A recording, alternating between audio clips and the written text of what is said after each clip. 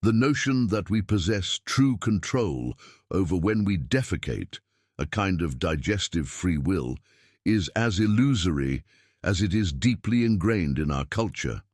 Yet, unlike the uncontroversial reality of digestion itself, understanding the illusory nature of this supposed control can profoundly alter our sense of personal responsibility and what it means to maintain a healthy gut.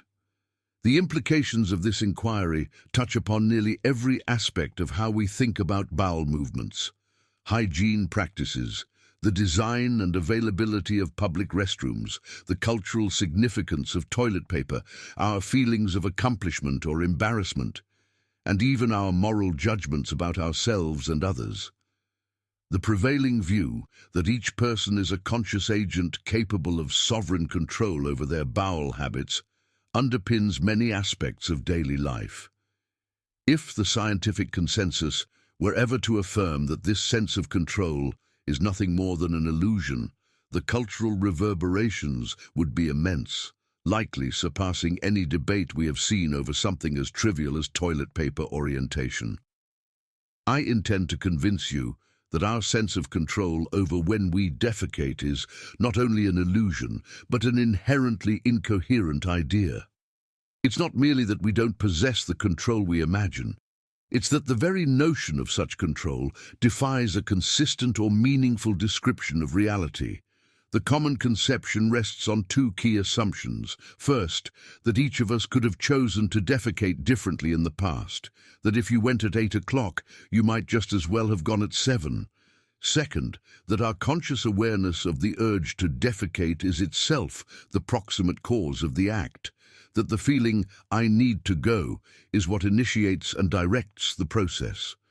Both of these assumptions are deeply problematic.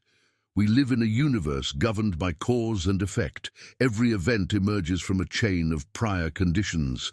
Consider your bowel movements. They depend on your diet, your gut microbiome, the balance of hormones and neurotransmitters in your body, and countless other factors that you never consciously chose.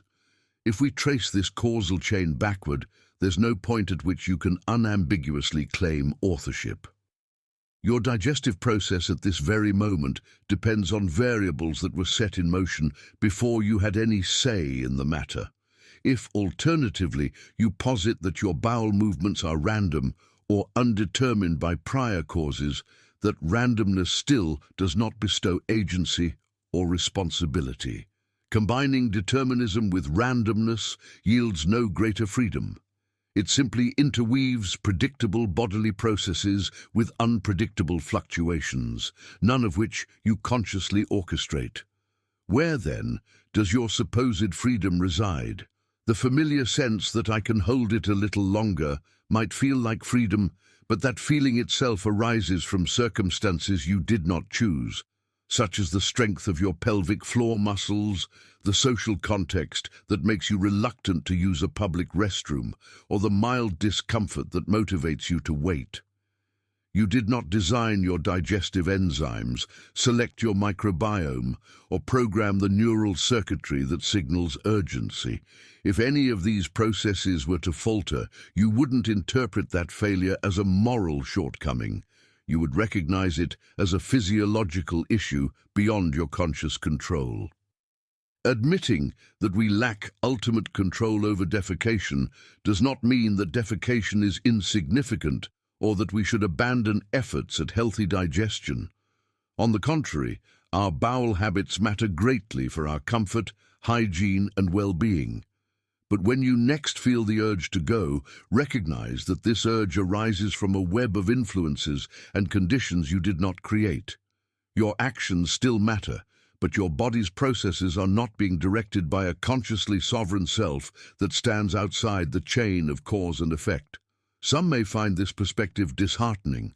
It challenges the idea of a neatly compartmentalized self, an all-controlling agent at the helm of the body. Yet this understanding can be liberating, realizing that your defecation, like so much else, emerges from prior causes beyond your choosing, can diminish self-blame, reduce unnecessary shame, and cultivate greater compassion for yourself and others. We are not autonomous islands. We are participants in a larger biological, cultural, and environmental system. Acknowledging this interdependence can foster empathy and understanding, not only about something as seemingly mundane as bowel movements, but about human nature itself.